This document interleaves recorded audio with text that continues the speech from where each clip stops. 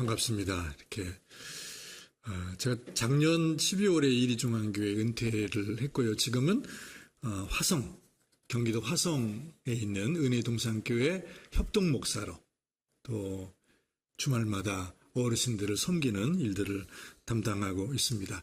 이 목사님하고는 이제 소개한대요. 이리중앙교회에서 같이 오랜 동안 함께 했는데 이 목사님 너무 항상 생각이 신선하시고 책임감이 투철하시고 이렇게 아멘.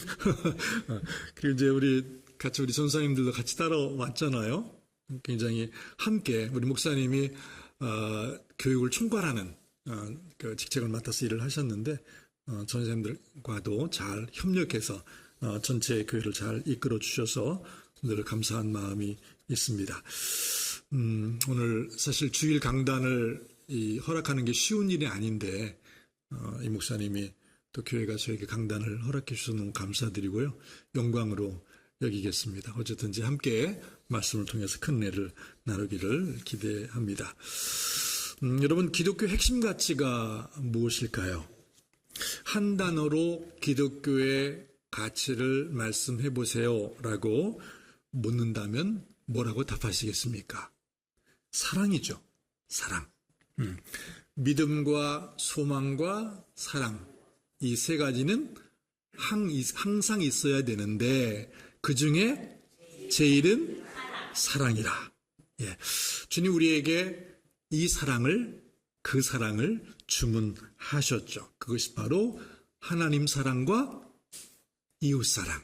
하나님 사랑과 이웃 사랑. 그걸 이중계명이라고 하는데 이 하나님 사랑과 이웃 사랑 안에 모든 게 다 들어있다. 그 사랑 안에 모든 게 다 들어있다라고 말씀하십니다. 그래서 무슨 일을 하더라도 사랑이 빠지면 아무것도 아니죠. 무슨 일이든 사랑으로 하면 하나님이 기뻐하시지만 무슨 일을 하더라도 사랑으로 하지 않으면 하나님 기뻐하지 않습니다. 의미가 없는 거죠. 그런데 사랑은 계명이지만 계명을 넘어서기도 합니다. 요한은 말하기를 하나님은 사랑이시라. 사랑하라 라고 말씀하셨지만 더 놀라운 것은 하나님 자신이 사랑이시라는 거예요. 이보다 더 강력한 메시지는 없는 겁니다. 바울이 말하는 사랑이 뭘까? 바울은 12가지로 사랑을 정의합니다. 긍정 표현으로는 사랑은 오래 참고, 사랑은 온유하고, 사랑은 진리와 함께 기뻐하고, 부정적 표현으로는 시기하지 않고, 자랑하지 않고, 교만하지 않고, 무례하지 않고, 자기 이익을 구하지 않고, 성내지 않고, 악한 것을 생각하지 않고, 불의를 기뻐하지 않는다.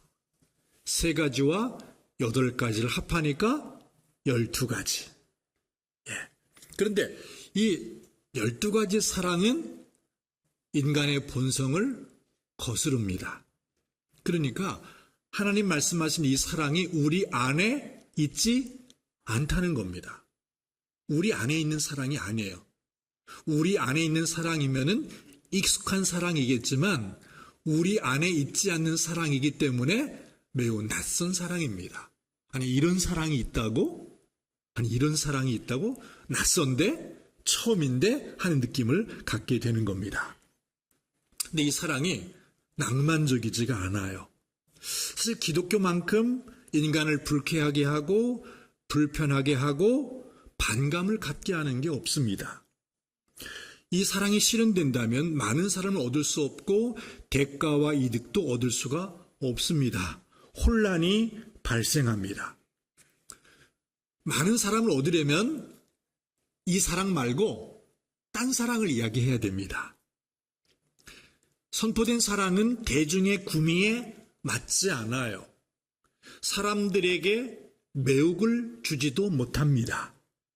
그러니 하나님의 사랑의 계시로는 절대로 인간을 기쁘게 할 수가 없습니다. 이 진정한 사랑, 이 진정한 하나님의 사랑은 현실 사랑과 정반대입니다.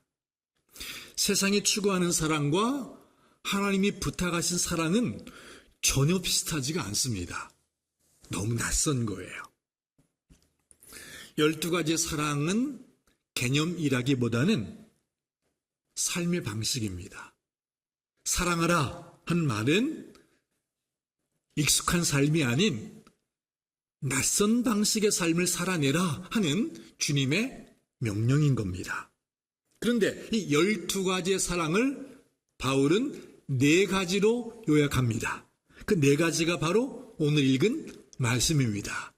모든 것을 참으며, 그냥 모든 걸 참는 게, 정확히 말하면 사랑은 모든 것을 참고, 사랑은 모든 것을 믿고, 사랑은 모든 것을 바라고, 사랑은 모든 것을 견딥니다.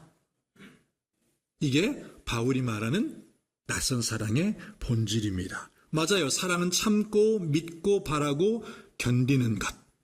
그런데 사랑을 이런 식으로 정의한 사람을 만난 적이 없습니다. 어느 누구도 사랑은 이런 거야 라고 말하는 것을 제가 들어본 적이 없어요.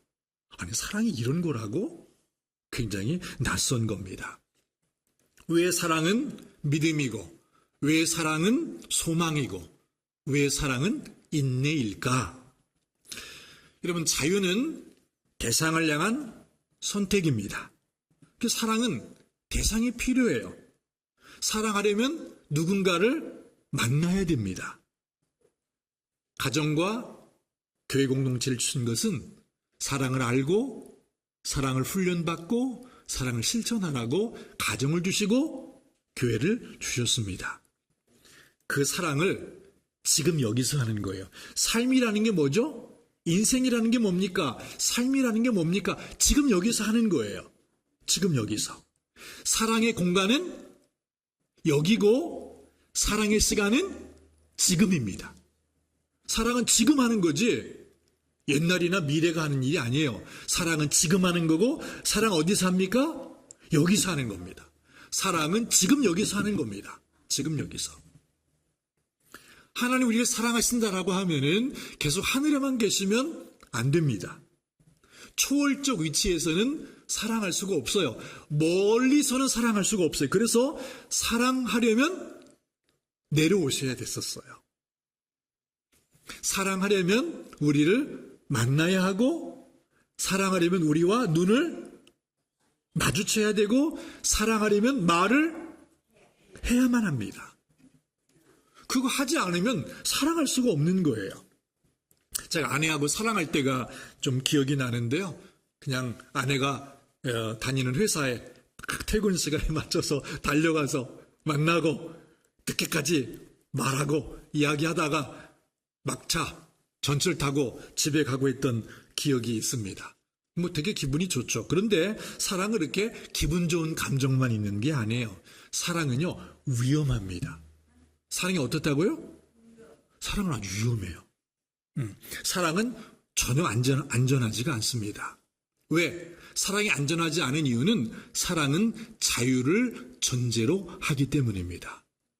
사랑하면은 상처받을 수 있나요? 맞아요. 사랑하면 꼭 상처를 받게 돼요. 그리고 결정적으로는 거절을 당할 수도 있어요. 우리 그만 만나. 이별을 통보받을 수도 있어요. 저도 아내와 사귀다가 한편은 좋지만 한편은 늘 걱정이 있었어요. 무슨 걱정입니까? 이 여자가 나를 찾지는 않을까? 우리 조성자 씨 그만 만나게요 라고 하지 않을까? 거절에 대한 염려와 두려움이 있었어요. 요즘에 그 가수 이적이 부른 거짓말 거짓말 거짓말, 이 노래가 되게 좋더라고요. 이 가사가 이래요. 다시 돌아올 거라 했잖아. 잠깐이면 될 거라 했잖아. 여기 서 있으라 말했었잖아. 내게 잘못이 없다 했잖아. 나는 좋은 사람이라 했잖아. 상처까지 안아준다 했잖아. 그대만을 하염없이 기다렸는데, 그대 말을 철석같이 믿었었는데, 다시 나는 홀로 남겨진 거고, 모든 추억들은 버리는 거고, 역시 나는 자격이 없는 거지. 찬바람에 길은 얼어붙고 나도 새하얗게 얼어버렸네. 이게 뭐예요? 이게 체인 거잖아, 그죠? 그만 만나. 말할 때는 막 그냥 이렇게 하고 좋은 사람이 뭐 별얘기 다 했는데 어느 날 갑자기 연인으로부터 이별을 통보받은 거예요. 이 노래가 막 애절해요. 애절해. 막 나도 막 가슴이 시릴 만큼 애절해. 예. 사랑은 위험합니다. 사랑은 위험해요. 버림받은 여인의 애절함이 가슴 깊이 느껴집니다. 여러분, 안전하려면 사랑하면 안 됩니다. 안전하려면 여행하면 안 되듯이 안전하려면 사랑하면 안 됩니다. 사랑하면 상처를 받게 되는 거예요. 신앙도 마찬가지입니다. 안전한 신앙을 하려면 그냥 집에서 영상으로 하면 좋을 것 같아요. 주일 예배만 딱 드리고 빨리 집에 가시는 게 좋을 것 같아요. 모임 그런데 가지 마시고 뭐 헌신 일하자, 봉사하자 그런데 가지 않는 게 안전합니다. 가능하면 누구와 말을 섞지 않는 게 안전합니다. 사람들은 그래요. 신앙을 하나님과의 관계로만 규정한다고. 그런데 그렇게 해야 사실 편하고 안전하긴 합니다만은, 많은 사람이 이런 방식을 선호하기는 합니다만은 그건 진정한 신앙이 아니겠죠. 모임에 들어와서 말을 섞는 순간 갈등이 생기고 상처를 받게 되죠. 그래서 사랑은 안전하지 않다. 번거롭고 그리고 위험합니다. 두려운 일입니다. 신앙하다가 상처를 받기도 하죠. 그래서 어느 날 더 이상 교회 나오고 싶지 않습니다 라고 하기도 하고, 상처받아서 교회를 등지기도 합니다. 다시는 만나고 싶지도 않습니다 하는 깊은 고통을 호소하기도 합니다. 예수님이 자기를 시험하러 온 율법사와 만나 대화를 나누죠. 주님은 율법사를 사랑했죠. 율법사는 예수님을 시험하려고 했어요. 그러니까 사랑하는 대화와 시험하는 대화가 서로 충돌하는 겁니다.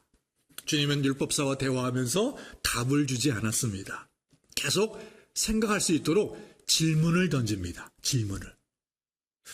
하나님은 답을 주는 분이라기보다는 계속 질문하시는 분이에요. 질문. 주님의 질문에 대한 우리의 대답이 우리의 신앙입니다. 우리의 삶이고. 가이사랴 빌립보도 그러잖아요. 제자들을 불러놓고 물어본 거예요. 너희는 나를 누구라 하느냐? 라고 묻죠. 당신들이 생각할 때 예수가 누굽니까? 내가 누굽니까? 하는 질문에 대한 해답이 여러분의 삶이고 여러분의 신앙인 거예요. 스스로 답을 찾을 수 있도록 계속 묻습니다. 어떻게 영생을 얻겠냐고 율법사가 예수님께 질문했어요. 어떻게 영생을 얻겠냐라는 질문은 어떻게 하면 죽어 영혼이 천국 갈 수 있습니까? 라고 묻는 게 아니에요. 어떻게 하는 게 최선의 삶이고, 어떻게 하는 게 하나님이 기뻐하시는 삶이고, 어떻게 사는 게 가장 풍성한 삶입니까? 라는 질문이었어요. 여러분, 신앙은 항상 오늘의 문제입니다. 신앙은 항상 지금의 문제, 여기의 문제입니다. 그가 대답하죠. 하나님 사랑과 이웃 사랑이라고. 하나님 사랑과 이웃 사랑하면 영혼이 죽어 천국 간다는 말이 아니라 하나님 사랑과 이웃 사랑을 실천하면 최선의 삶, 하나님이 기뻐하시는 삶, 가장 풍성한 삶을 누릴 수 있다라는 말씀입니다. 그렇다면 현실적인 이웃 사랑이 뭘까? 이 현실적인 이웃 사랑에 대해서 생각해 보도록 예수님 이번에 이야기를 들려줍니다. 이야기가 강도 만난 사람의 이야기입니다. 강도 만나 고반 죽게 된 사람이 고통을 호소하죠. 길바닥에 내팽개쳐 져 있습니다. 사람들이 여러 명이 지나갔습니다. 그 중에 제사장과 레위인이 그 곁을 지나갑니다. 그런데 보았습니까? 보았어요. 보았지만 못 본 척 피하여 지나갑니다. 왜 개입하지 않았을까? 왜 그 사건에 그 사람에게 개입하지 않았을까? 이것이 바로 대화 상대, 예수님의 대화 상대인 율법사의 삶의 문제였습니다. 율법사는 사랑을 개념으로 알았습니다. 사랑은 머리에 있었습니다. 설교도 하고 논문도 쓰고 책도 냈을 겁니다. 그런데 그는 사랑하지는 않았습니다. 사랑을 머리로 알고는 있었지만 사랑이 그의 삶은 아니었습니다. 사랑은 그 사람의 지금의 문제도 아니고 여기의 문제도 아니었습니다. 삶으로 행동으로 표현될 수 없다면 사랑이 아닙니다. 그런데 그 사랑이 매우 번거롭고 매우 위험합니다. 누구와도 만나지 말아야 되고 아무리 어려운 사람을 만나도 어려운 상황을 겪어도 개입하면 안 됩니다. 못 본 척 하셔야 됩니다. 지나치셔야 됩니다. 이래야 우리는 안전하고 편합니다. 못 본 척 하는 거 어렵지 않잖아요. 그런데 놀랍게도 그 길을 지나던 사마리아 사람이 자발적으로 그 사람과 그 상황에 엮이게 되죠. 그는 위험에 처한 사람을 보고서 지나칠 수가 없었습니다. 앞에 두 사람 제사장과 레위인은 보고도 지나쳤지만 이 사람은 보고도 지나칠 수가 없었습니다. 우리의 삶은 그렇게 나누는 거예요. 다 보며 살죠? 눈 감고 살지는 않지 않습니까? 다 보면서 살잖아요. 보면은 우리의 삶의 환경의 주변에 고통받는 사람, 안타까운 상황들이 벌어지는데 둘 중에 하나예요. 그냥 보았는데 못 본 척하고 살 건가? 아니면 보고 뭔가 개입할 것인가의 선택이 달려있는 겁니다. 그런데 그 사건에 연루되어 사마리아 사람은 많은 돈과 많은 시간을 낭비했습니다. 왜 우리가 보고 지나칩니까? 보고 지나치지 않으면 돈도 뺏기고 시간도 뺏기기 때문입니다. 그러니 보고도 못 본 척 하는 겁니다.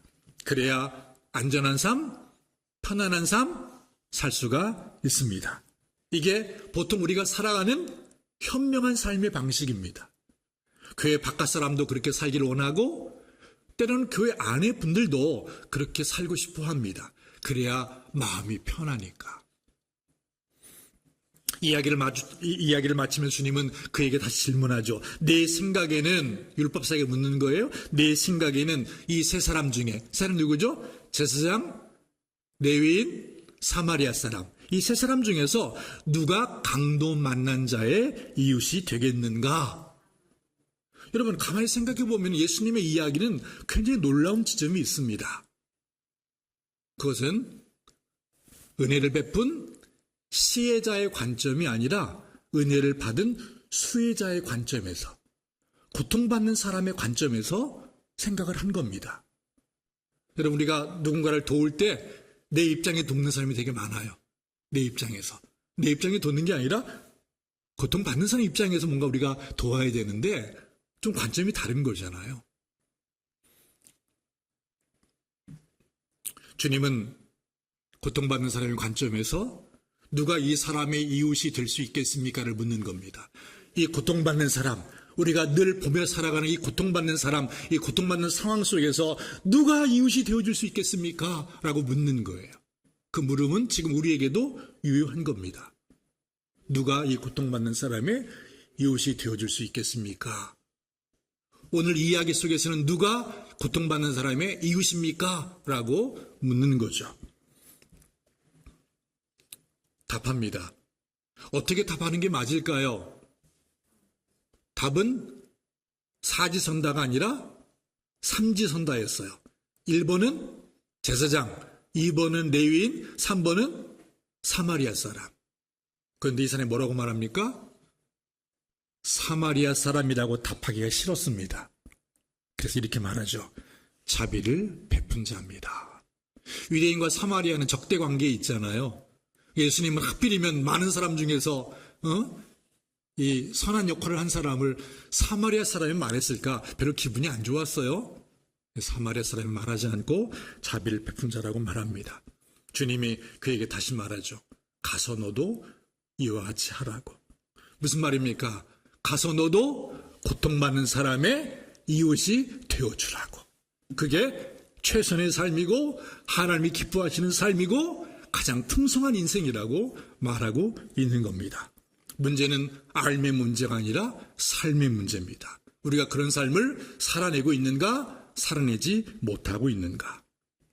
함께하고 참여하지 않으면 삶일 수가 없는 겁니다. 누군가와 함께하고 어떤 사건에 개입해야 됩니다. 그러면서 내 삶의 자원인 시간과 물질을 허비하는 겁니다. 여러분, 교회는 참 특별한 기관입니다. 자기를 위해 쓰는 기관이 아니라 누군가를 위해서, 고통받는 이웃을 위해서 허비하는 기관이에요. 그래서 교회는 수익을 올리면 안 되겠죠? 교회는 자꾸 쓰는 겁니다. 교회는 누군가를 위해서. 이것이 바로 주님 보여주신 성육신의 모델입니다. 함께하지 않으면 자유롭습니다. 그런데 그 자유는 거짓된 자유죠. 진정한 자유는 책임과 분리할 수가 없는 겁니다. 저는 사랑이 뭐냐라고 묻는다면 이렇게 답하고 싶어요. 사랑은 책임입니다. 책임입니다. 사랑의 하나님이 세상을 창조했습니다. 만드신 모든 걸 보시고 좋다고 하셨어요. 그런데 유독 좋지 못한 하나가 있었죠. 사람이 혼자 사는 것이었습니다. 혼자 사는 사람을 보면서 사랑이신 하나님의 본성에 맞지 않았던 거예요. 그래서 하나님은 아담을 위해서 돕는 배필 하와를 지어주셨습니다.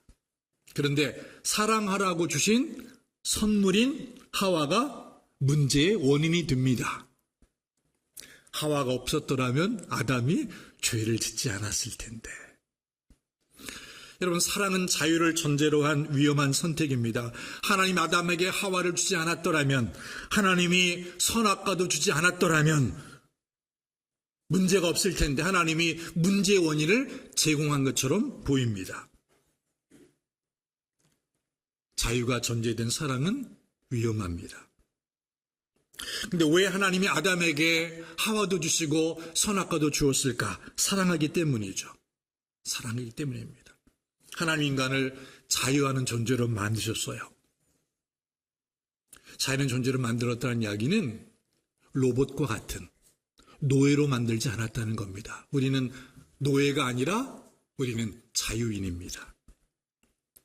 여러분, 노예로 만들었으면 하나님 편에 되게 안전했을 것 같아요.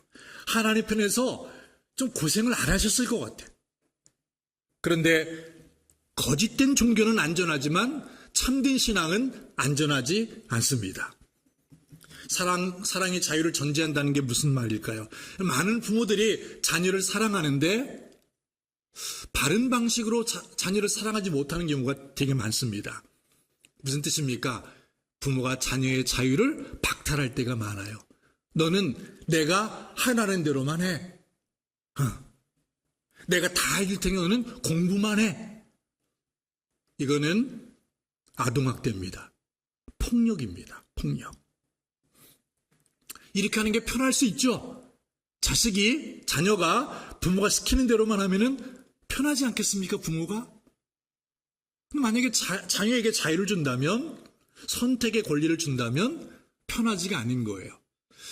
여러분, 요즘 아이들이 굉장히 힘들죠. 사춘기 아이들 많이 힘들지 않습니까? 저희 교회에도 중학생을 둔 부모님이 계세요. 스텝으로. 근데 그 중학생인 자녀가 요즘에 막 가출하고 막 난리를 쳐가지고 너무 힘들어 하세요. 그런데 그 집사님이 갱년기야, 갱년기. 갱년기가 셉니까? 사춘기가 셉니까? 그런데 그 집사님이 그러더라고요. 목사님, 사춘기가 셉니다. 갱년기보다 센 게 사춘기라는 거예요. 어떻게 감당이 안 돼? 너무너무 힘들다는 거야. 너무너무 힘들다는 거야. 남자가 여자를 많이 사랑하기 때문에 이렇게 할 때 있어요. 그냥 사랑하는 연인의 선택을 박탈할 때가 있어요. 내가 다 해줄 테니까 너는 내 말만 들어. 사랑하는 겁니까? 아니에요. 데이트 폭력입니다. 데이트 폭력. 그건 사랑이 아닌 거예요. 사랑하면은 사랑하는 사람이 나를 거절할 자유까지도 줘야 돼요. 그죠? 내가 여자를 사랑했어요. 그 여자가 어떤 때는 나를 거절하잖아요. 조성지 그만 만나요. 그 자유까지 줘야 진정한 사랑이지 않겠어요? 자유를 박탈해버린 사랑이 사랑일 수가 없는 거죠. 그것은 폭력인 겁니다. 여러분, 탕자 얘기를 잘 아실 거예요. 탕자 얘기. 아버지에게 두 아들이 있었습니다. 둘째는 아버지가 죽기도 전에 유산을 요구했습니다. 아들이 유산을 받아서 집을 나가겠다는 거잖아요. 여러분, 이때 아버지가 어떤 선택을 했는가 잘 생각해 보세요. 아버지는 그 아들, 둘째 아들이 왜 유산을 요구했는지 알았을까요? 당연히 알았죠. 이 아들이 유산을 받아서 무슨 일을 할까 알았을까요? 당연히 알았죠. 나중에 아들의 인생에 무슨 일이 벌어질까 알았을까요? 당연히 알았습니다. 그런데 아버지는 아들의 자유를 존중합니다. 이게 낯선 거야. 너무 낯선 거예요. 아들에게 다가올 비극을 알았더라면 다리를 부러뜨려서라도 아니면 손발을 묶어서라도 나가지 못하게 막는 게 사랑이지 않았을까? 성경은 말해. 그건 사랑이 아니라고. 그건 폭력이라고. 여러분, 구약성경 읽으면 의아할 때가 많아요. 구약성경 보면은 이스라엘 백성이 얼마나 많이 실패합니까? 얼마나 많이 잘못된 선택을 합니까? 얼마나 많이 우상숭배합니까? 그때 이런 생각을 했어요. 하나님이 전능하신데 백성들이 그런 선택을 하지 못하도록 그 선택할 자유를 빼앗으면 어땠을까? 하나님 그렇게 하셨나요? 안 하셨나요? 그렇게 하지 않으셨어요. 그럼에도 불구하고 자유를 허용하십니다. 아버지는 탕자, 즉 둘째 아들의 자유를 박탈하지 않았습니다. 그렇게 함으로 아들이 불행한 일을 당하더라도 그것 때문에 아버지가 너무너무 고통스럽더라도 그는 끝까지, 처음부터 끝까지 자유가 전제된 사랑을 원하셨습니다. 그게 너무 낯선 거고 너무 그게 위험했던 겁니다. 그게 너무나 하나님 입장에는 고통스러웠던 겁니다. 여러분, 아버지는 아들이 떠난 다음에 무엇을 하셨겠습니까? 아버지는 마음의 안위를 위해서 아들을 머리에서 지웠을까요? 그렇게 하는 게 편하겠죠. 보통 그러잖아요. 어려운 일을 당하면은 잊어버리세요라고 하죠. 형은 잊어버렸죠? 집 나간 둘째도 잊어버렸어요. 그런데 한 분만 잊어버릴 수가 없었죠. 아버지였어요. 아버지는 잊을 수가 없었어요. 잊으면 편했을 텐데 그는 잊을 수가 없었습니다. 아들을 한시도 잊을 수가 없었습니다. 아버지는 아들 때문에 동네 사람들에게 모욕을 당했습니다. 아버지는 아들 때문에 평생 벌어놓은 돈을 다 날렸습니다.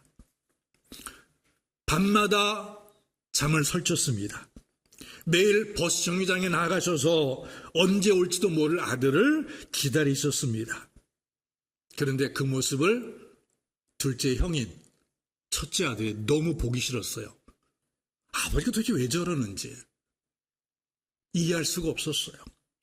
왜 집 나간 아들, 모욕을 준 아들, 가산을 탕진한 아들을 잊지 못하는지, 왜 기다리는지, 왜 그 아들을 믿고 있는지, 지금도 믿고 있는지를 도저히 이해할 수가 없었어요. 잊으면 편할 텐데, 아니 그럴 줄 알았으면 나가지 못하게 묶어놓으면 되잖아. 근데 아버지는 묶어놓지도 않고 이렇게든 마당에서 잊지도 못하고 끝까지 믿고 끝까지 바라고 끝까지 견뎌내는 그 모습이 너무 낯설었어.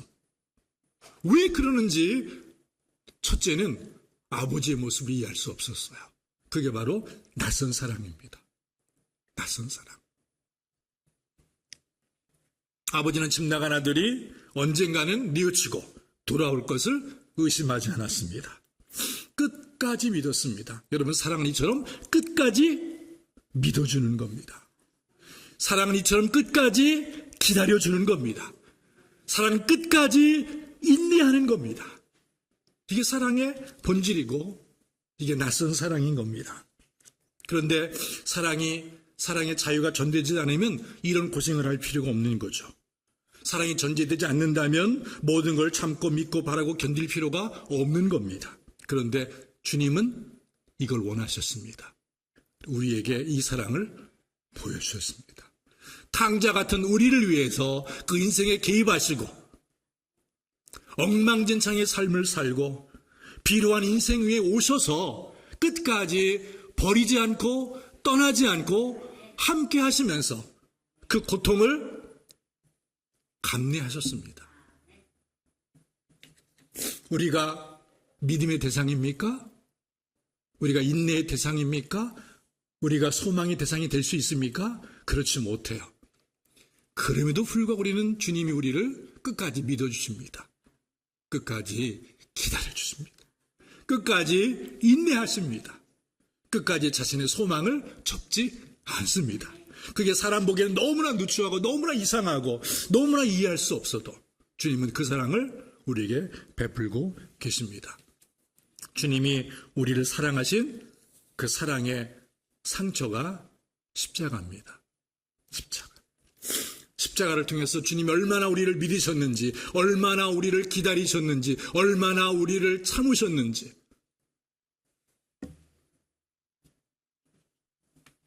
죽음까지 불사한 사랑. 당자 아버지의 모습에서 예수 십자가에서 그 낯선 사랑이 뭔지, 그가 왜 그런 사랑을 했는지, 왜 끝까지 믿었는지, 왜 우리를 떠나지 않고 버리지 않았는지, 끝까지 왜 함께 있는지를 잘 보여줍니다. 십자가는 우리를 향한 그분의 주님의 참으심이고, 십자가는 우리를 향한 그분의 믿음이고, 십자가는 우리를 향한 그분의 소망이고, 십자가는 우리를 향한 그분의 인내입니다. 끝까지 인내하시는 것. 그래서 사랑은 낭만적이지 않습니다. 사랑은 해산하는 여인처럼 처절한 겁니다. 사랑은 십자가처럼 처절한 거예요. 사랑은 십자가처럼 처절한 거예요. 신앙과 종교는 반대입니다. 종교는 자유가 없는 독재예요. 종교는 전체주의죠. 이단의 모습이 그렇습니다. 여러분, 이단 한번 잘 생각해 보세요. 이단의 특징은 뭐냐면 전체주의입니다. 일사불란해요. 한치의 흐트러짐도 없습니다. 거기는 자유가 없어요. 교단의 그 교주가 원하는 대로 다 합니다. 이유가 있어요. 그런 생각이 있어요. 왜 멀쩡한 사람들이 거기 앉아 있을까? 이단이 무식한 사람만 가는 게 아니잖아요. 똑똑하고 잘나고 돈도 많은 사람도 많이 가잖아요. 근데 왜 사람들이 거기에 갈까 하는 생각을 해보았습니다. 자유하는 신앙보다 자유 없는 종교가 우리에게 안정감을 주기 때문입니다. 위험하지도 않고 편안하고 되게 좋아요. 한번 잘 생각해 보세요. 하나님이 애굽에 있는 자기 백성들을 해방시키셨습니다. 그래서 광야로 나온 거죠. 출애굽한 거예요. 그런데 출애굽 백성들이 하나님의 선물로 받은 자유의 무게를 견디지 못합니다. 그리고는 뭐라 그래요? 자유가 없었던 이전으로 돌아가고 싶어 했습니다. 여러분, 자유가 주어진다는 것은 굉장히 힘든 거예요. 선택의 책임이 있는 거잖아요. 감내할 부분들이 너무 많아요. 아니, 이런 거보다는 자유가 없더라도 그냥 주는 밥 먹고 시키는 대로 하고 하는 삶을 더 원했던 거예요. 주님 말씀하면 너희가 내 말에 거하면 참 내 제자가 되고 진리를 알지니 진리가 너희를 자유하게 하리라. 주 영이 계신 곳에는 자유가 있느니라. 여러분, 하나님의 사랑은 무슨 일이 있더라도 떠나지 않고 버리지 않고 함께 하는 사랑입니다. 둘째 아들, 그 아들을 포기할 수 없는 사랑, 끝까지 믿고 바라고 견디는 사랑, 그게 주님의 낯선 사랑입니다. 사랑의 반대는 미움이라기보다는 회피와 무관심이에요. 회피와 무관심. 그런데 그 사랑, 그 낯선 사랑이 우리 안에 있지 않아요. 우리는 하나님 우리 안에 있는 사랑으로 사랑하라고 말하는 게 아니에요. 너희 안에 없는 사랑으로 사랑하라고 하는 거죠. 그 사랑은 성령이 우리 가운데 부음받은 그 사랑, 그 낯선 사랑입니다. 우리 모현제일교회 모든 성도들이 그 사랑으로 충만하기를 바랍니다. 내 안에 있는 세상적, 세속적 사랑이 아닌 하나님의 사랑, 그 낯선 사랑으로 충만하게 채워지기를 바랍니다. 그 사랑이어야 많은 사람을 품을 수가 있는 거죠. 여러분 인생의 이 낯선 사랑으로 충만하길 바랍니다. 이 사랑을 받으면, 성령이 부어주시는 하나님 사랑으로 충만하면은 절대 편한 삶을 살 수가 없습니다. 안전한 삶을 살 수 없습니다. 그렇지만 주님 약속하죠. 풍성한 삶을 살 수 있습니다. 주님 사랑은 우리에게 안전을 약속하진 않지만 주님 사랑은 우리에게 풍성함을 약속합니다. 지금 여기서 할 수 있는 최선의 삶을 우리에게 초대하고 있는 것, 그 사랑으로 우리가 충만해지기를 주님의 이름으로 축복합니다.